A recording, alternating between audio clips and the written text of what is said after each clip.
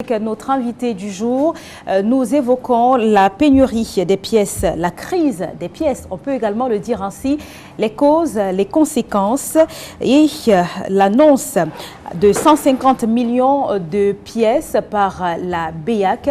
Comment comprendre cette pénurie? Comment expliquer également le quotidien des Camerounais et également les conséquences que cela pourrait avoir sur l'économie nationale? Le docteur Dalvaris Goudjou, économiste, est avec nous ce matin. Bonjour, docteur. Bonjour Gladys, bonjour téléspectateurs de la grande chaîne Equinox Télévision. Vous allez bien ce matin? Très bien, juste l'embouteillage, c'est pas très facile. D'accord. Donc il fallait courir. Et ça vous arrive de faire des courses au supermarché, d'arriver face à la caissière et de vous rendre compte qu'elle n'a pas de monnaie? Qu'est-ce que vous faites? Vous prenez un chocolat, un bonbon? Généralement, les caissières proposent les bonbons, les chocolats.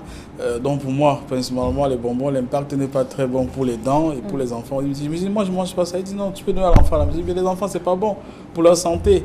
Donc pour dire que oui, l'impact est réel, l'impact négatif. Nous sommes en train de parler des supermarchés, des surfaces qui ont parfois des possibilités de contournement. Peut-être vous donner un autre bien, mais parfois vous faites un bon d'achat ou un bon de remboursement. Mais il y a d'autres personnes qui n'ont pas ces possibilités, dont l'impact est tout aussi important chez eux. D'accord. Alors, docteur Dalvaris Goudjou, on veut savoir où sont passées les pièces de monnaie au Cameroun? Premièrement, ce n'est pas une question camerounaise. Gladys, c'est pratiquement une question sous-régionale.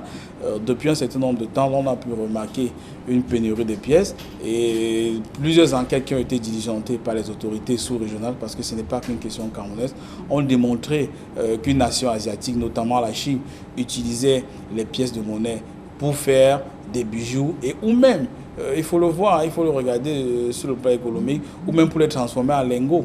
Pourquoi? Parce que quand vous prenez une pièce de 25 francs, en réalité, la valeur de 25 francs ou de 10 francs, ce n'est pas grand-chose.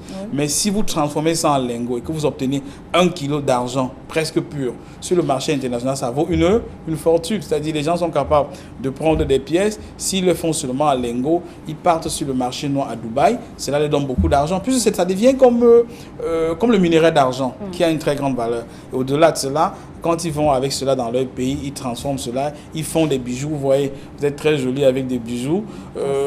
La quantité de bijoux que l'on peut utiliser pour faire votre chaîne, de pièces, pardon, pour faire votre chaîne, c'est pas grand-chose. Peut-être 4 ou 5 pièces de 25 francs. Alors que quand on transforme ça en bijoux, la valeur augmente en argent. On peut acheter ça, c'est pas combien, à 20 000, à 30 000, c'est pas combien. Mais toujours est-il que les Chinois...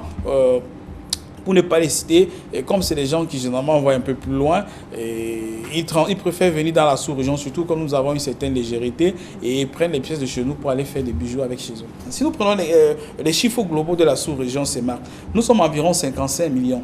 Dans les 55 millions de personnes, l'on ne compte pas les enfants, alors que les enfants participent à des opérations d'achat en petites coupures, c'est-à-dire ces enfants qui ont donc 5 ans, donc 100 francs, qui sont censés faire les actes d'achat soit à l'école, soit partout. Pour un enfant qui veut acheter la banane de 50 francs, qui donne une pièce de 100 francs, et que la maman ne peut pas lui rembourser 50 francs, qu'est-ce qu'elle fait? Les enfants partent. Et quand l'enfant part, si vous faites rien que 50 francs fois 30 millions d'opérations ou de fréquences, ça fait 1,5 milliard par jour. Si vous les faites fois 365, vous êtes à presque plus de 400 milliards par jour. Et ces 400 milliards, c'est le manque à gagner. Gladys, parce qu'en réalité, ce sont les opérations économiques qui n'ont pas pu s'effectuer. La maman va rentrer à la maison, elle ne peut pas préparer pour ses enfants, l'enfant ne peut pas aller à l'école. L'impact est négatif sur la société. Je veux dire, c'est une question qui est extrême, c'est même une question vitale. Je veux dire, donc ça mérite une protestation. Ça veut dire que si vous protestez, c'est pas dit qu'on fait, on jette à la vingine tous les Chinois, puis c'est pas tout ce qui participe à cela. Mais ceux qui ont été arrêtés, on devrait faire une enquête, on devrait connaître jusqu'à l'aboutissement de cela, jusqu'en Chine, puisqu'il faut bien le savoir. Tous ces trafics de pièces ne partent pas ailleurs qu'en Chine. Ça veut dire que c'est une filière qui est bien organisée et qu'on pouvait, à mon avis, continuer de combattre.